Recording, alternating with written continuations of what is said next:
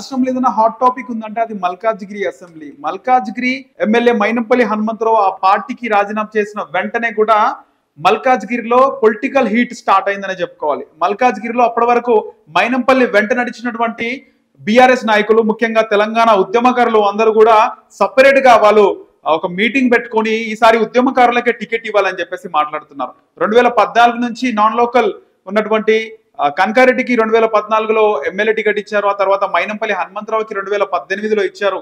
కానీ ఉద్యమకారులకు టికెట్ ఇవ్వలేదు.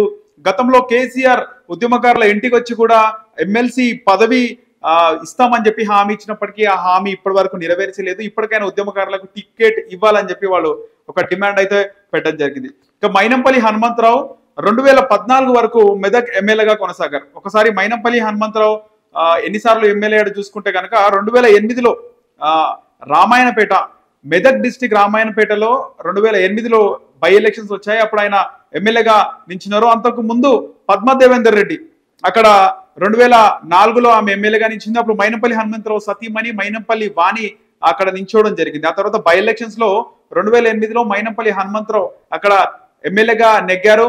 ఆ తర్వాత 2009లో డీలిమిటేషన్ లో భాగంగా రామాయణంపేట నియోజకవర్గం కాస్త మెదక్ అసెంబ్లీగా మారింది. మెదక్ అసెంబ్లీగా మారగానే అక్కడ మళ్ళీ మహాకూటమి కేసీఆర్ అలాగే చంద్రబాబు నాయుడు ఏర్పడినటువంటి వాళ్ళు ఏర్పాటు చేసుకున్నటువంటి మహాకూటమి అక్కడ సిపిఐ కూడా వాళ్ళతో జత కట్టారు. ఇక మహాకూటమిలో భాగంగా బీఆర్ఎస్ కి అప్పుడు టిఆర్ఎస్ కి ఆ పొత్తులో భాగంగా ఆ టికెట్ కేటాయించలేదు.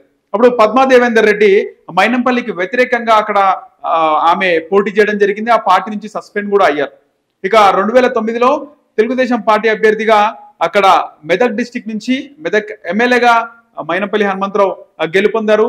ఆ తర్వాత తెలంగాణ రాష్ట్రంలో ఉవ్వెత్తున ఎగసిపడుతున్నటువంటి తెలంగాణ ఉద్యమంలో భాగంగా చంద్రబాబు నాయుడు తెలంగాణలో జిల్లాల్లో మొత్తం కూడా చంద్రబాబు నాయుడుకి వెన్నుదన్నుగా మైనంపల్లి హనుమంతరావు నిలిచారు. ఇక ఆ తర్వాత మైనంపల్లి హనుమంతరావు తెలంగాణ సెగన మరో విషయం పక్కకు పెట్టేస్తే మల్కాజ్గిరి పైన ఫోకస్ చేశారు. మల్కాజ్గిరిలో ఆయన ఎమ్మెల్యేగా ఉండాలి, ఎమ్మెల్యేగా నేను అభివృద్ధి చేస్తానని చెప్పేసి 2014లో మల్కాజ్గిరికి రావడం జరిగింది.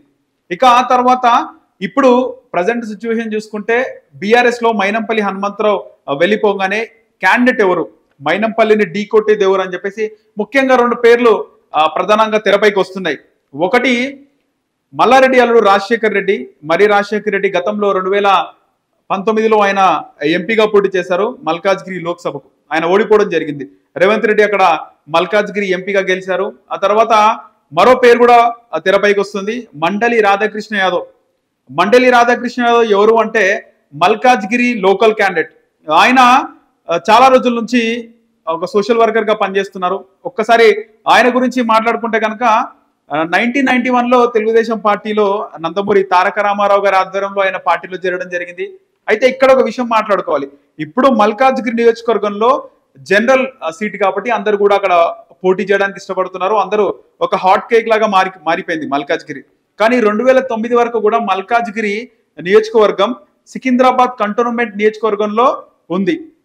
2009 వరకు సికింద్రాబాద్ కంటోన్మెంట్ నియోజకవర్గం అది ఎస్సీ రిజర్వ్డ్ నియోజకవర్గం. ఆ నియోజకవర్గం తర్వాత 2009లో డీలిమిటేషన్ లో భాగంగా మల్కాజ్గిరి జనరల్ స్థానంగా మారింది. అప్పటి నుంచి చాలా మంది పోటీ చేస్తున్నారు. మండలి రాధాకృష్ణ యాదవ్ కూడా 2009లో టికెట్ ఆశించారు. ఆ తర్వాత 2013లో మళ్ళీ తెలుగుదేశం పార్టీలో యాక్టివ్ అయిపోయి ఆ టికెట్ కోసం తీవ్ర ప్రయత్నాలు చేశారు. 2014లో కూటమిలో భాగంగా పొత్తులో భాగంగా తెలుగుదేశం పార్టీతో బీజేపీ జతకట్టి రామచంద్రరావుకి మల్కాజ్గిరి అసెంబ్లీ టికెట్ రావడం జరిగింది. రాధాకృష్ణ యాదవ్ తెలుగుదేశం పార్టీలో అలాగే కొనసాగారు. తెలుగుదేశం పార్టీలోనే కాకుండా ఆయన సొంతంగా ఏదైతే మల్కాజ్గిరి లోకల్ ఉన్నటువంటి దేవాలయాలకు అదే విధంగా చాలా మందికి చదువుకోవాలనుకునే వాళ్ళకి ఆర్థికంగా సాయం చేయడం, సోషల్ వర్కర్ గా సంఘ సేవకుడుగా ఆయనకు ఒక పేరుంది. అదే విధంగా ఆయన ఒక బీసీ యాదవ్ కులానికి చెందినవాడు. మల్కాజ్గిరిలో 70% బీసీలు ఉన్నారు. లోకల్ గా గట్టి క్యాండిడేట్ అని చెప్పుకోవాలి. అయితే ఇక్కడ మరి రాజశేఖర్ రెడ్డి మల్లారెడ్డికి అల్లుడు కాగా అక్కడ మండలి రాధాకృష్ణ యాదవ్, తలసాని శ్రీనివాస్ యాదవ్ మంత్రి తలసాని శ్రీనివాస్ యాదవ్ కి స్వయానా బావమర్ది. ఇక ఇద్దరు ఇక్కడ పోటీ పడుతున్నారు. వీళ్ళ పేర్లు ప్రధానంగా ఇక్కడ వినిపిస్తున్నాయి. అదేవిధంగా ఉద్యమకారులు కూడా తమకు కేటాయించాలనుకుంటున్నారు. కానీ బలాబలాలు చూసుకుంటే కనుక మైనంపల్లిని ఢీ కొట్టాలంటే మల్కాజ్గిరిలో అటు ఆర్థిక బలమే కాదు, ఇటు అంగబలం, అటు రాజకీయ చాతుర్యం కూడా కావాలి. ఒక విషయం మాట్లాడుకుంటే కనుక మల్కాజ్గిరిలో ముఖ్యంగా చాలా రోజుల నుంచి ఎక్కడ మన టుడే టుమారో ఛానల్ ఎక్కడికి వెళ్ళినప్పటికీ పబ్లిక్ టాక్ తీసుకున్నా, ప్రజానాడి వాళ్ళు ఏమనుకుంటున్నారో తెలుసుకున్నా కూడా మల్కాజ్గిరిలో లోకల్ క్యాండిడేట్ కే టికెట్ ఇవ్వాలి. 2 దఫాలుగా 2 పర్యాయాలు 2014లో కానీ 2018లో కానీ అక్కడ మల్కాజ్గిరి లోకల్ వాళ్ళకు టికెట్ రాలేదు. డీలిమిటేషన్ లో భాగంగా 2009లో అక్కడ ఆకుల రాజేందర్ కాంగ్రెస్ పార్టీ నుంచి పోటీ చేసి గెలవడం జరిగింది. ఆ తర్వాత లోకల్ క్యాండిడేటే మల్కాజ్గిరిలో లేరు, మల్కాజ్గిరి నాయకులు ఎందుకు ఎమ్మెల్యేగా పోటీ చేయట్లేదు అనేది ప్రధానంగా వినిపిస్తుంది. ఇక్కడ equation local non local fight మనం చూస్తున్నాం మల్కాజ్గిరిలో. ఒకవేళ లోకల్ నాన్ లోకల్ ఫైట్ వస్తే కనుక లోకల్ గా టికెట్ ఇవ్వాలి. లోకల్ గా టికెట్ ఇవ్వాలంటే ఆ వ్యక్తి స్ట్రాంగ్ గా ఉండాలి.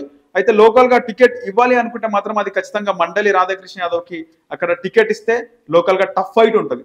అదేవిధంగా మరి రాజశేఖర్ రెడ్డి మల్లారెడ్డి అల్లుడు ఆయన పేరు ప్రధానంగా వినిపిస్తుంది. అయితే ఇక్కడ ఇద్దరు మంత్రులకు అటు మల్లారెడ్డికి ఇటు మంత్రి తలసాని శ్రీనివాస్ యాదవ్ కి ఇద్దరికి కూడా ఒక టకఫర్ వాతావరణం కనిపిస్తుంది. వాళ్ళిద్దరు ఇటు అల్లుడికి వస్తుందా అటు బావమరిదికి వస్తుందా అని ఒక చూపు అయితే అందరికీ ఉంది. చూడాలి ఏం జరుగుతుందో.